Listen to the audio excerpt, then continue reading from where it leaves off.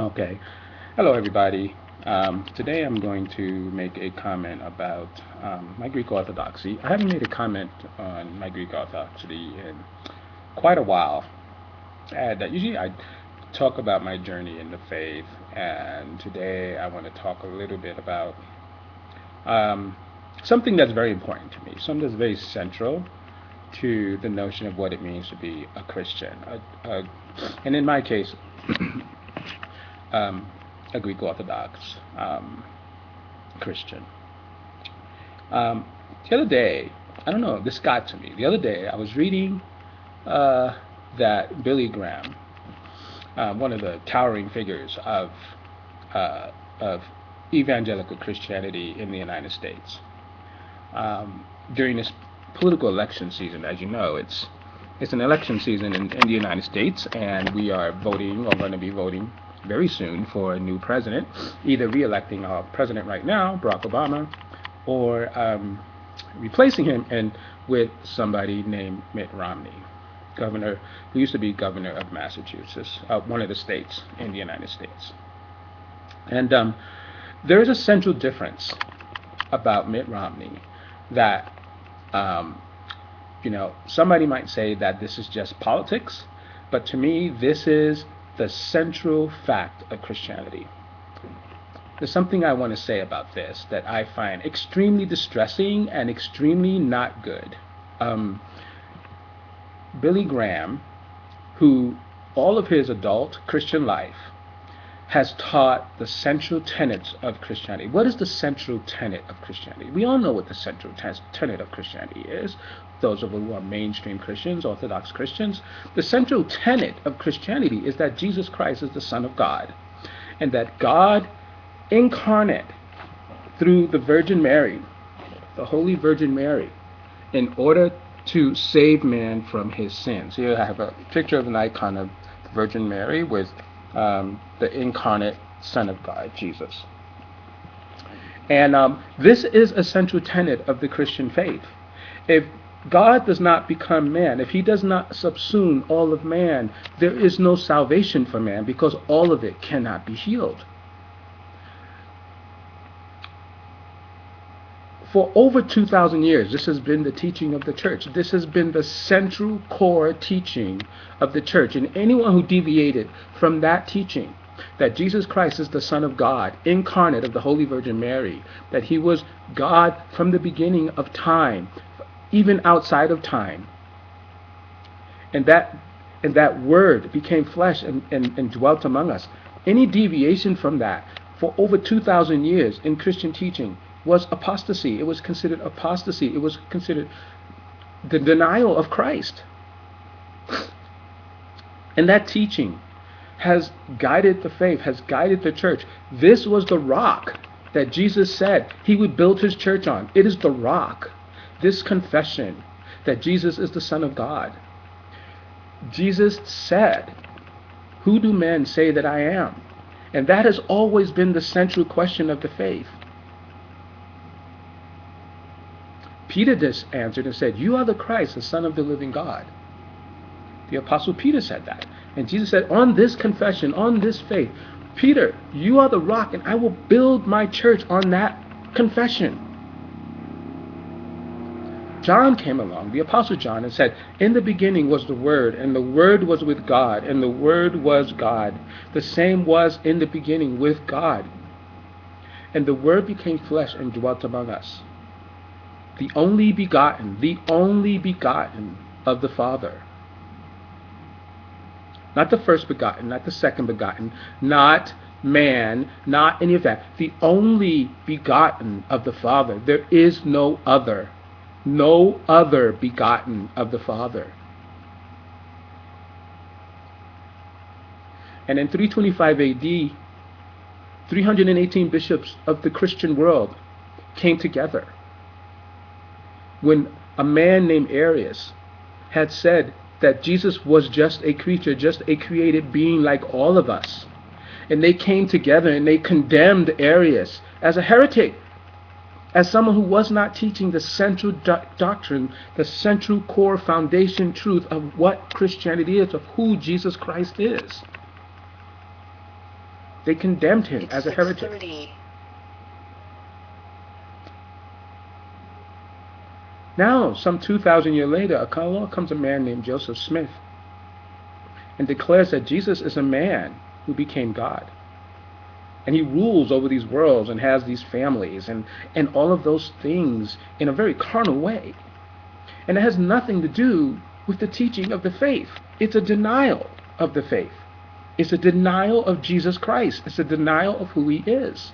It's the central doctrine. It's not the same as saying, this is where I stand on homosexuality, or this is where I stand on, paying taxes to the government, or this is where I stand on some other issue like that. Moral issues that have nothing to do with the central core foundation of Christianity. Who is Jesus Christ? And so the other day, when Billy Graham said on his website that he was going to endorse Mitt Romney for president, what did he do? He took down off his website all references to Mormonism being a cult. And why does Mormonism get the appellation cult? Because they deny Jesus Christ. They deny that Jesus is the Son of God. They use verbiage and words that appear to say the same thing, but they are not saying what has been the central core foundation, the rock upon which Jesus said his church would be built. This is not just a sectarian issue. This is not just an issue of question of, one faith and another faith. It has nothing to do with that. It has to do with this. What is Christianity? Who is Jesus Christ?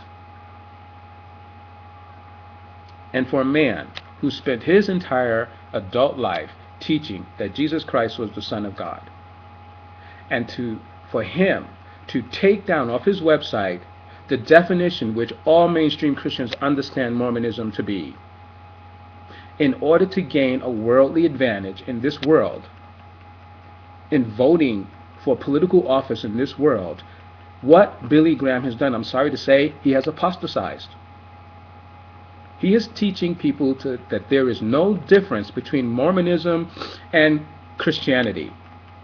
And that is wrong. That is wrong. You can't do that. You can't spend your entire adult life teaching one thing about Jesus Christ and then, in a moment of political desperation, change your faith in order to gain votes. That is apostasy. You can't do that. It's hypocrisy, apostasy. It's wrong. It's a denial of Christ. You can't do it. And I feel bad, and I wonder, is it this 90-year-old man who did this? Or is it his children who made him do this? His son, his follow-along. I mean, how strong is his faith in Jesus Christ that he would allow that to be done on that website for political votes? Why is this important? Why am I, after all this time, making this video when I haven't made videos in a long time on my page? It's because this struck me as a direct attack on the faith of Jesus Christ, on the foundational rock on which this faith has been built for over 2,000 years. And it should not stand unchallenged. It should not stand uncommented on. That a man, who I compare him to at this point? This is who I compare him to. Billy Graham. And it's a negative comparison. Polycarp, Saint Polycarp, in, I think it was about 150 AD or in there somewhere, 140, 150 in that area.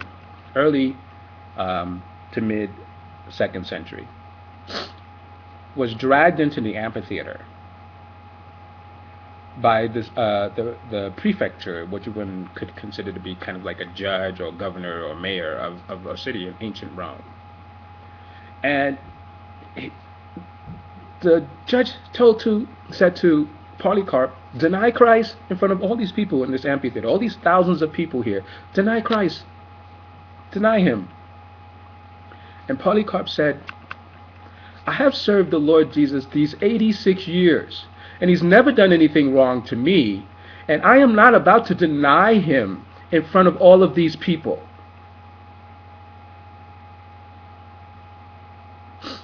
And when the prefecture said, say away with the atheists, Polycarp looked at that big amphitheater full of hate because of his faith,